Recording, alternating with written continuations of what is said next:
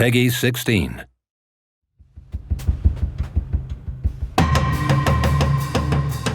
When it's just you against the elements in a place as raw, let's say as, Africa, those elements have not changed in the thousands of years of, say, evolution that we can look at.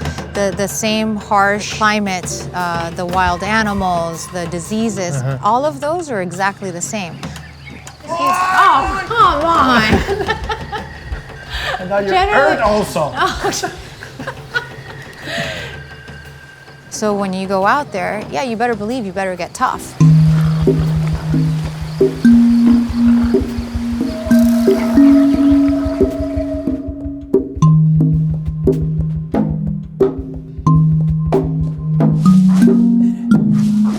I had an idea about ancestors, right? And I what type of game I wanted to make, what is the scope, what is the format I would do, and then I actually attacked the subject matter, and we actually started to build it.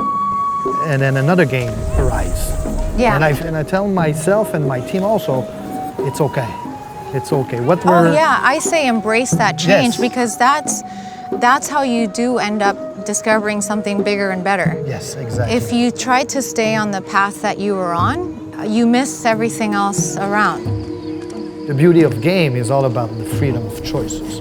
And you have consequences about the choices the player will make. Right now, the way I see Ancestor is almost a storytelling machine. Every time you play, there's a different adventure.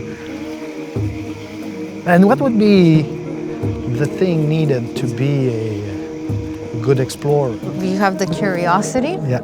You have to have a lot of drive. You have to be stubborn as hell, because you can't give up. I have a lot of drive, an immense passion for what I do. I nearly died on my first expedition, but I kept going. I mean, it didn't deter me, right? It did nothing but made me want to go out there more. So, does it look like a jungle? Or? It very much does. I mean, the amount of detail is so real that it's incredible. When I'm out there in the jungles, sometimes you can't get this close. So this, in a weird sense, brings you closer than maybe I could ever get. Yeah. It's like a team of scientists really designed it. It's engineers, animators, designers, it's artists who actually did that. Well, they paid a close attention in science class. There is still so much out there that has not been explored, things that we don't know. I mean, discoveries being made all the time. I happened to co-discover the world's smallest primate in Madagascar. Oh yeah? There's still all of these pockets, and I think that is the driving force behind, what's beyond those trees, what's beyond the horizon. Release when you think it's. Oh. I was bonding. You were. What'd I do? But you released. Did I take on or no, what? you did the good. Yeah? A good groom. Oh, good. See? I'm good at grooming. As an explorer, somebody who's trying to push the boundaries, I'm sure you have some fears. So how do you actually overcome those fears? It can't be panic, or you're going to make all the wrong decisions. Okay. If you allow the fear to carry, everything starts to feel overwhelming and scary, and then you can't make good decisions, and well, you die. Oh, come on! You didn't hold it. No! It's amazing though. But look, I'm still going. Yeah, you're still going. I'm limping. I'm running away. What is all that stuff? Oh, now because you're getting into. Oh, what is this? No! Come on! No!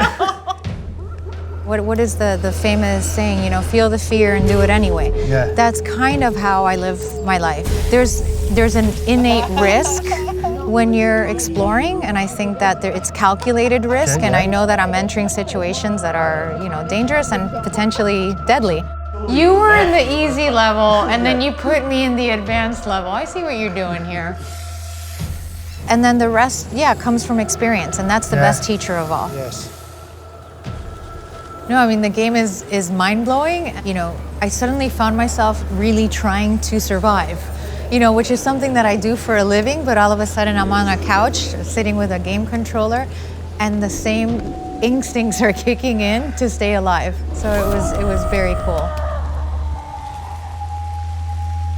I could see where I will never explore a real jungle again because I'm just gonna be on my couch with the controller.